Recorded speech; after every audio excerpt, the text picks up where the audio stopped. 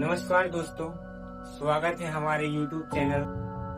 मैं जगदीश प्रजापति और हमारे साथ है हमारे मित्र अजय। आज हम बात करेंगे मून लैंडिंग के बारे में। क्या मून लैंडिंग सच है? क्या सच में हुई थी या ये अमेरिका का एक सफेद झूठ है? अंतरिक्ष की एक ऐसी उड़ान जो इतिहास के पन्नों में आज भी दर्ज है। क्या ये सच है? सच है तो किस हद तक सच है, चलिए जानते हैं। बने रहिए हमारे साथ अंत तक। One small step for man. Will be done, and it will be done in putting a man on the moon as part of a great national effort of the United States of America. दोस्तों, सन था 1957 जब Russian space agency ने दुनिया की सबसे पहली satellite launch की थी, जिसका नाम था स्पुतनिक 1। तो संयुक्त राज्य अमेरिका ने इसी के जवाब में कुछ ही महीनों में सन 1958 में एक एक्सप्लोरर नामक सैटेलाइट लॉन्च की थी। तो फिर अमेरिका के इस कदम के जवाब में रसिया ने सन 1959 में लूना 2 नामक एक यान तैयार किया जो अंतरिक्ष में भेजा। और इसी के बीच जो पहला मैन मेड मिशन किया था रशियन स्पेस एजेंसी ने, जिसमें उसने यूरी गागरिन को अंतरिक्ष में भेजा था, जो कि पहला व्यक्ति था शायद। ये तो जनरल नॉलेज है। अंतरिक्ष में पहुंचने वाला सर्वप्रथम व्यक्ति कौन था? यूरी गागरिन, जो कि रसिया में था। और इस घटना के एक हफ्ते बाद ही US president John F Kennedy ने अपने वाइस प्रेसिडेंट को एक लेटर लिखा। तारीख थी 20 अप्रैल 1961 और उन्होंने इस लेटर में क्या पूछा कि क्या कोई ऐसा तरीका है जो हमें इस अंतरिक्ष की दौड़ में सोवियत यूनियन से आगे ले जा सके। और इसका जवाब भी उनको बहुत जल्दी मिल गया, क्योंकि जब जो जवाब आया तो 25 मई 1961 में यूएस प्रेसिडेंट ने भाषण दिया था कि ये दशक खत्म होने से पहले हम इंसानों को चांद पर उतार देंगे। तो अब ये प्रक्रिया चालू हो गई। जब आप वाली प्रक्रिया चालू हो गई तो इसके लिए जो फंडिंग होने लगी वो फंडिंग थी 7 से 9 अरब डॉलर तक। 1963 से 1967 के बीच जो अमेरिका की स्पेस एजेंसी नासा थी, उसने अपने इतने मिशनों को लॉन्च किया, इतने मिशन ट्राई किए, इतने मिशन टेस्ट किए कि भाई कैसे जा सकते हैं हम चांद पर और क्या क्या परेशानियां हमें होंगी उस टाइम। तो इन सब चीजों को उसने टेस्ट किया। तो 1967 में जो उसके एक दुर्घटना हो गई नासा के साथ, जो उसके 3 एस्ट्रोनॉट थे जो जाने वाले थे इस मिशन में, उनकी क्या हुई कि अचानक आग लगने के कारण मौत हो गई। तीनों की मौत हुई। हाँ, 3 एस्ट्रोनॉटों की मौत हुई। तो इससे नासा को भी काफी बड़ा झटका लगा और अपने मिशन को उसे 2 साल और डिले करना पड़ा। और इसी के चलते अमेरिका के जो 3 लोगों की डेथ हो गई थी, उसके बाद जो उनके वो लॉन्च होने वाले थे तो अपकमिंग मिशन थे, जो जैसे अपोलो 4, अपोलो 5, अपोलो 6, ये सिर्फ लॉन्च किए गए, उनमें कोई व्यक्ति भेजा नहीं गया। तो उसी के सिर्फ 2 महीने बाद अक्टूबर 1968 में अपोलो 7 लॉन्च किया गया, जिसमें व्यक्तियों को भेजा भी गया और वो सफल भी था। तो उसके भी फिर 2 महीने बाद आप देख लीजिए तो अपोलो 8 को लॉन्च किया गया, ठीक है, जिसमें कि प्रॉपर 3 एस्ट्रोनॉटों को बैठाकर जो है चांद के पास ले जाया गया और जो मिशन सफल रहा था उस टाइम। अपोलो 8 के बाद अपोलो उसके 3 महीने बाद ही अपोलो 9 आ गया, जिसमें ये टेस्ट किया गया कि अगर आप चांद पर जाते हैं तो वहाँ पर आपको क्या क्या प्रॉब्लम फेस करनी पड़ेगी, एस्ट्रोनॉट को क्या क्या प्रॉब्लम फेस करनी पड़ेगी, सारे टेस्ट किए गए। ये भी टेस्ट किए गए। और सिर्फ 2 महीने बाद आप एक बार ये देखिए कि नासा की कितनी मेहनत है कि हर 2 महीने बाद एक स्पेस में भेज रहा है, एक से मिशन कर रहा है। तो आप उसकी मेहनत को भी देखिए।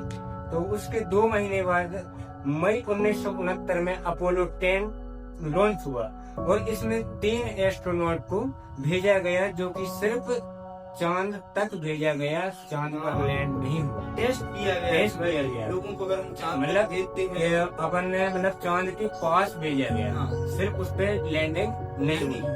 और फिर आता है समय जुलाई 1969, जो कि फाइनली समय था Full steps for man.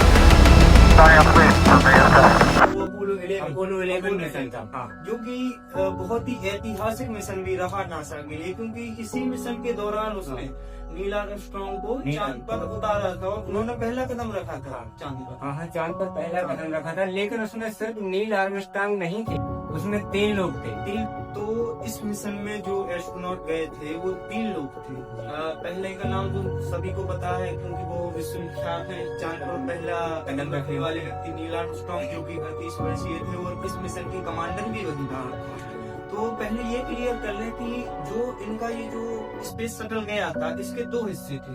जो इनका रॉकेट था सैटर्न V5, उसके मैंने देखा है। 2 हिस्से थे। एक हिस्सा वो था जो चांद के ऊपर है, चांद के ऊपर, और दूसरा हिस्सा वो था जो मून लैंडिंग करेगा। मून पर लैंडिंग करेगा। तो जो मून पर लैंडिंग करेगा उसका नाम था लूना मॉड्यूल। और जो चांद के ऑर्बिट में चक्कर काटेगा, जब तक ये मिशन अपना नीचे करेंगे तब तक ऊपर ही चक्कर काटेगा, क्योंकि जो ये लूनार मॉड्यूल था इसको वापस जाना तो उसी से अटैच होना था, ठीक है, तभी तो वो घर पे वापस जा पाते। तो एक इसका पार्ट था जिसको बोला जाता है लूनार मॉड्यूल, जो कि चांद पर लैंड किया, जिसमें 2 लोग बैठे थे। पहले थे नील आर्मस्ट्रांग, जो कि इस मिशन के कमांडर थे, और दूसरे थे बज एल्ड्रिन। इन दोनों का नाम बहुत फेमस है, क्योंकि एक व्यक्ति और थे दोस्तों, एक का नाम था, हाँ, क्या नाम एक था? व्यक्ति और थे माइकल कॉलिंस, जो कि कमांड मॉड्यूल के पायलट थे, जो कि चांद पर तो नहीं उतरे, लेकिन हाँ चांद के ऊपर जो उनका चांद के ऊपर जो ऑर्बिट में जो चक्कर लगा रहा था, हाँ वो कमांड मॉड्यूल है, वो पायलट। हाँ। और इस मिशन में जो फ्यूल यूज हुआ था वो था 1 मिलियन गैलन, यानी कि जो अगर आप हिंदी में बोले तो ये बनता है तकरीबन 30 लाख किलो के हिसाब से इसमें फ्यूल डला था इस मिशन में। उसके लिए 3 मेन कंपोनेंट्स थे, ऑक्सीजन, हाइड्रोजन और केरोसिन। तो शुरुआत करते हैं 19 जुलाई 1969। ये वो तारीख थी जब 4 लाख किलोमीटर की यात्रा तय करके ये मिशन अपने अंजाम पर पहुंचने वाला था, यानी कि मून पर लैंड होने वाला था। लेकिन तभी एक ट्विस्ट आता है। लगभग समय हो रहा था 8:10 का, तभी इनके जो कमांड मॉड्यूल है उसमें एक अलार्म बजता है कि यहाँ पे लैंडिंग करना सेफ नहीं है। मतलब वहाँ जो लैंडिंग करने के लिए लैंडिंग करने के लिए और कुछ ऐसी चीजें थी, वहाँ लैंडिंग करना सेफ नहीं था। तो इसके तकरीबन लैंडिंग के 150 मीटर ऊपर जो है जो नील आर्मस्ट्रांग थे वो पूरा कंट्रोल अपने हाथ में लेने लिए, क्योंकि उन्होंने जब नासा ने इसके बारे में पूछा कि भाई आपने ये कंट्रोल अपने हाथ में क्यों लिया, तो उन्होंने कहा कि ये कंप्यूटर जो है वो ऑटोमेटिक ऐसी जगह लैंड कर रहा था जो लैंडिंग के लिए सही था, इसी के चलते मैंने पूरा कंट्रोल अपने हाथ में लिया। नासा ने 40 सेकंड का एक टाइम आउट शुरू कर दिया था, कि उनका मकसद ये था कि भाई अगर आप 40 सेकंड में कोई लैंडिंग के लिए परफेक्ट जगह खोज पाए तो ठीक है, नहीं तो ये मिशन वहीं रद्द हो जाता, ठीक है। लेकिन खुशकिस्मती से इस टाइम आउट के मात्र 20 सेकंड बचे थे, तभी कैप्टन नील आर्मस्ट्रांग ने एक बहुत ही फेमस वॉइस मैसेज भेजा जो कि नासा को था। उसमें उन्होंने कहा, Steps for man. 1 giant leap for mankind. Lunar module है वो सेफली चांद पर लैंड हो चुका है, और ये खबर पूरी दुनिया में आग की तरह फैल गई। और ये खबर 650 मिलियन लोग उसी टाइम लाइव देखने लगे।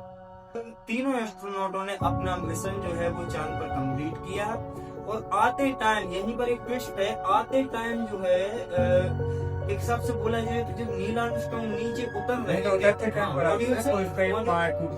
मॉड्यूल से नीचे उतर रहे थे, तब उनका जो स्पेस शटल था उसका एक मेन पार्ट जो कि इंजन को स्टार्ट करने वाला स्विच था वो उनके हाथ से गलती से टूट गया था।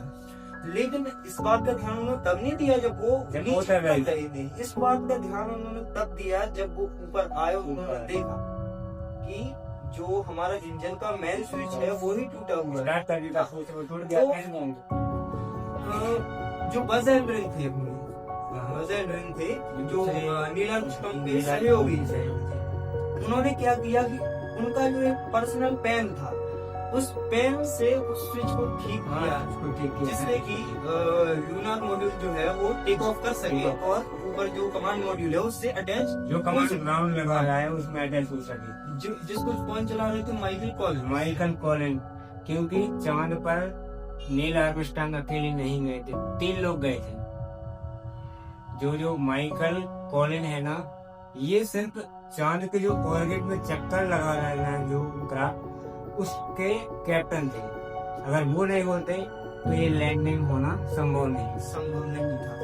और अगर कहा जाए तो इसमें जो खर्चा आया था इस पूरे मिशन का, अपोलो 11 मिशन का जो पूरा खर्चा था वो उस टाइम की अगर बात करें तो $24 बिलियन के करीब आया था, ठीक है। लेकिन अगर हम आज उसकी कीमत को आंकें तो वो तकरीबन बैठती है $100 बिलियन। और इसी के चलते अमेरिका में ग्रोथ भी हुआ था, इसी के चलते अमेरिका में ग्रोथ भी हुआ था कि भाई आप स्पेस मिशन पर इतना खर्च कर रहे हैं। अमेरिका की जनता का कहना था कि अगर इतना ही पैसा अमेरिका में खर्च हुआ होता तो स्टडी में लगाते हाँ, तो कितनी यूनिवर्सिटीज बन जाती। हार्वर्ड जैसी बड़ी यूनिवर्सिटी को खोला जा सकता था इतने पैसों में, क्योंकि इतने पैसों में कम से कम 90 से 100 यूनिवर्सिटीज खोली जा सकती है।